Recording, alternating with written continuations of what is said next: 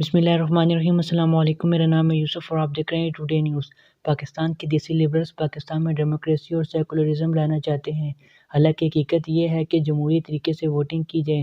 پاکستان کی میجورٹی یہ کہے گی کہ پاکستان میں اسلامی نظام ہونا چاہیے۔ پاکستان میں چھوڑیں آپ اپنے محلے میں ووٹنگ کریں تو زیادہ تر لوگ یہ کہیں گے کہ اسلامی نظام ہونا چاہیے۔ یہ کوئی ڈھکی چھپی بات نہیں ہے۔ جمہوریت کی بات کرنے والے لیبرلز پاکستان میں ایک ایسا سیکولر نظام لانا چاہتے ہیں جو کہ پاکستان کے ویسٹ ریلیجیس میجورٹی پاپولیشن تسلیم نہیں کرنا چاہتی۔